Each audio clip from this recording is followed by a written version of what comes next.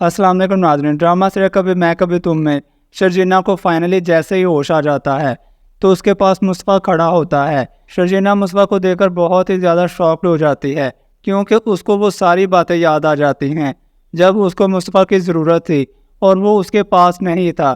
मुस्तफ़ा बहुत ही ज़्यादा खुश हो जाता है कि शर्जीना को बिलाखिर होश तो आ गया है ना।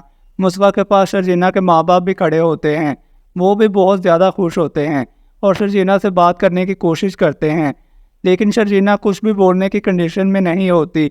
उसकी तबीयत बहुत ही ज़्यादा ख़राब होती है, लेकिन शर्जीना बहुत ही ज़्यादा रोने लग जाती है और इशारों से कहती है कि मुस्तफ़ा को कहें यहाँ से चला जाए। मुस्तफ़ा कहता है शर्जीना मुझे माफ़ कर दो, मैं जानता हूँ तुम आज इस हाल में मेरी वजह से ही हो। मैं जानता हूँ मैंने तुम्हारे साथ बहुत गलत किया है, हो सके तो मुझे माफ़ कर दो। तुम्हारे सारे गिले शिकवे मेरे साथ हैं और वो सही हैं, सारा कसूर मेरा ही है। शर्जीना कहते हैं कि तुम यहाँ पर क्यों आए हो, जाओ जाकर अपने ऑफिस में काम करो और ढेर सारा पैसा कमाओ। तुम्हें तो वैसे भी बहुत ज़्यादा दुख था ना मेरे बच्चे का, तो देखो तुम्हारा ये दुख भी ख़त्म हो गया। तुम्हारा दुख जीत गया और मैं हार गई। तुम तो पहले दिन से ही खुश नहीं थे इस बच्चे को लेकर, और आज तो तुम बहुत ज़्यादा खुश हो गए ना कि मेरा बच्चा मर चुका है। वैसे भी ये तुम्हारा बच्चा तो था ही नहीं, सिर्फ ये मेरा बच्चा था। जिस पर मुस्तफ़ा कहते हैं शर्जीना प्लीज़ ऐसी बातें मत करो, मुझे माफ़ कर दो, मैं जानता हूँ तुम बहुत ज़्यादा दुखी हो। शर्जीना के माँ बाप भी कहते हैं बेटा कोई बात नहीं, तुम ठीक हो, हमें इस बात की बहुत ज़्यादा खुशी है। शर्जीना की माँ कहती है कि तुम फिक्र ना करो, देखना इंशाल्लाह तुम्हारे घर ज़रूर एक और बच्चे की पैदाइश होगी, अल्लाह ताला फिर तुम्हें औलाद की नेमत से नवाजेंगे। जिस पर शर्जीना बहुत ज़्यादा फूट फूट के रोने लग जाती है और कहती है कि ये सब कुछ मुस्तफ़ा की वजह से हुआ है। मैं इसको कहती थी कि मैं ठीक नहीं हूँ, मुझे तुम्हारी ज़रूरत है, मुझे तुम्हारे प्यार, एहसास और हमदर्दी की ज़रूरत है, लेकिन इसने मेरी एक नहीं सुनी। इसके सर पे तो सिर्फ पैसे का बोझ सवार था, इसको तो बहुत ज़्यादा अमीर बनना था।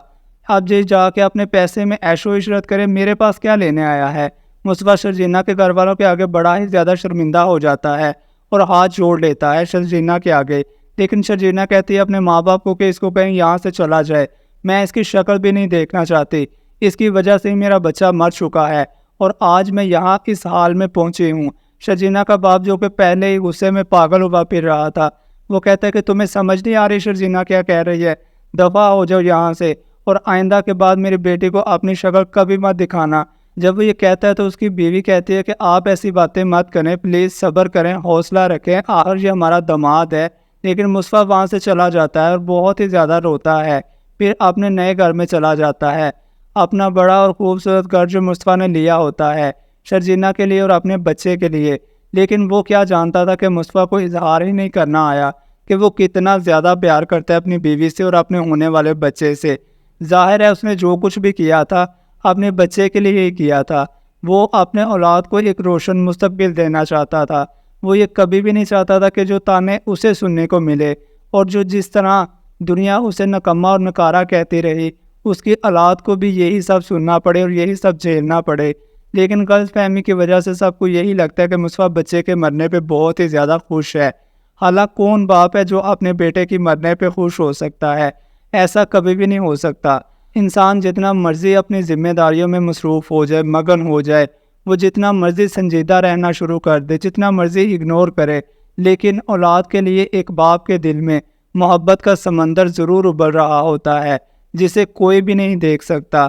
हालांकि कोई उसका जितने मर्ज़ी करीब ही क्यों ना हो, जैसे कि शर्जीना को अदील के दिल में अपनी औलाद के लिए मोहब्बत नज़र नहीं आ रही और वो अदील को कसूरवार समझ रही है। हालांकि देखा जाए तो इसमें अदील की कोई भी गलती नहीं है। जिस तरह के हालात और जिस तरह के फाइनेंशियल कंडीशन में दोनों फंसे हुए थे, मुस्तफ़ा का इसी तरह लगन से काम करना बनता था और जो ताने उसने अपनी ज़िंदगी में सुने थे उनका मुंह तोड़ जवाब देना बनता था। और इसीलिए उसने दिन रात एक किया अपनी बीवी के लिए, अपने बच्चे के लिए। दूसरी तरफ रुबाब को देर की सारी बातें पता चल चुकी हैं। रुबाब ने उसके माँ बाप को रात के अंधेरे में धक्के मार के घर से निकाल दिया है। इस वक्त उन्हें याद आता है शर्जीना के साथ उन्होंने कितना बड़ा जुल्म किया था और मुस्तफ़ा को शर्जीना को रात के अंधेरे में घर से निकाल दिया था। आज ये दोनों भी उस मोड़ पर आ गए हैं कि ये भी घर से दरबदर हो चुके हैं। अदील के माँ बाप अपनी बेटी के घर चले जाते हैं बड़ी शर्मिंदगी की हालत में और कहते हैं देखो बेटा, जो हमने किया हमने वही काटा है, आज हमने मुस्तफ़ा और शर्जीना को ना घर से निकाला होता और उनकी कदर की होती, पैसे के पीछे ना भागे होते, तो आज हम भी खुशहाल फैमिली होते। हमारे बेटे अदील पर जिस तरह हमने एतबार किया, उसने हमारा घर भी बेच दिया, हमें दर-बदर कर दिया और हर किस्म की हमें तकलीफ़ पहुंचाई, और आज उसी की वजह से हम दर-बदर के धक्के खाते फिर रहे हैं। और हमने जितना एतबार अदील पर किया, वो तो बिल्कुल भी डिज़र्व नहीं करता था। अदील जैसा एहसान फरामोश बेटा अल्लाह किसी दुश्मन को भी ना दे। जिस पर उसकी बेटी कहती है कि अम्मी आप बिल्कुल भी परेशान मत हो, मैं जानती हूँ शर्जीना और मुस्तफ़ा कहाँ रहते हैं और मैं उनसे मिलने भी गई थी, वो दोनों बड़े ही खुश हैं, आप लोग ज़रूर उनसे मिलने जाइएगा और माफ़ी मांग लीजिएगा। जिस पर वो कहते हैं हाँ ठीक है, तुम शर्जीना को फ़ोन करो। फिर वो कहते हैं अच्छा मैं करती हूँ। फिर जब वो फ़ोन करते हैं तो उसे पता चलता है कि मुस्तफ़ा और शर्जीना दोनों हॉस्पिटल में हैं और शर्जीना बहुत क्रिटिकल कंडीशन में है। ये सुनकर तो उन्हें बहुत ही ज़्यादा गहरा सदमा पहुंचता है और वो फिर फ़ौरन हॉस्पिटल पहुंच जाते हैं। मुस्तफ़ा के बाप मुस्तफ़ा को देखते ही रोने लग जाती है। मुस्तफ़ा भी अपने माँ बाप के गले लग के बहुत ज़्यादा रोता है और कहता है कि माँ देखो, मेरी तो दुनिया ही उजड़ गई है, मेरा बच्चा भी अब इस दुनिया में नहीं रहा, इस सब का ज़िम्मेदार मैं ही हूँ। और मुस्तफ़ा की माँ कहती है कि नहीं बेटा, इसके ज़िम्मेदार तुम नहीं हो, बल्कि इसके ज़िम्मेदार हम हैं। ना हमने तुम्हें घर से निकाला होता और ना ये सब होता। ये सब कैसे हो गया बेटा? शर्जीना कहाँ है, कैसे है, किस हाल में है? हो सके तो मुझे माफ़ कर दो, मैं उससे माफ़ी मांगना चाहती हूँ।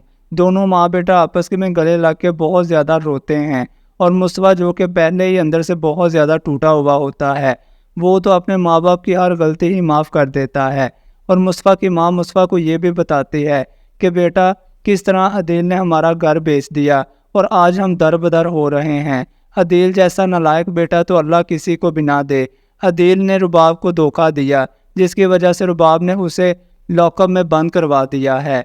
वो अनकरीब जब वापस आएगा तो उम्मीद है कि वो तुमसे ज़रूर माफ़ी मांगेगा और उसे तुमसे माफ़ी मांगनी भी चाहिए। जो कुछ उसने तुम्हारे साथ किया है बहुत गलत किया है। कभी किसी भाई को अपने भाई के साथ इस तरह नहीं करना चाहिए। बेटा हम तुम्हें सारी ज़िंदगी नकारा और निकम्मा समझते रहे, लेकिन आज हमें एहसास हो चुका है कि हमारा असल हीरा बेटा तो तुम हो। बेटा मैं बहुत ज़्यादा शर्मिंदा हूँ, हो सके तो मुझे माफ़ कर देना। मुस्तफ़ा कहता है कि माँ नहीं, आप मेरे बड़े हैं, मुझसे माफ़ी मांगते हुए अच्छे नहीं लगते। जिस पर उम्मीद है कि मुस्तफ़ा अपने माँ बाप को ना सिर्फ माफ़ कर देगा बल्कि शर्जीना और Mustafa I hope so viewers आने वाले एपिसोड में एक हो जाएंगे और शर्जीना और मुस्तफ़ा मिलकर अपने इन बूढ़े माँ बाप का ख्याल रखेंगे।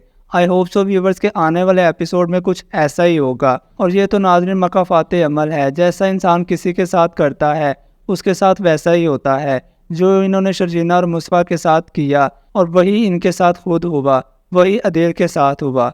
आई होप सो व्यूवर्स आपको वीडियो अच्छी लगी होगी। मिलते हैं नेक्स्ट इंटरेस्टिंग वीडियो में, तब तक के लिए अल्लाह हाफिज़।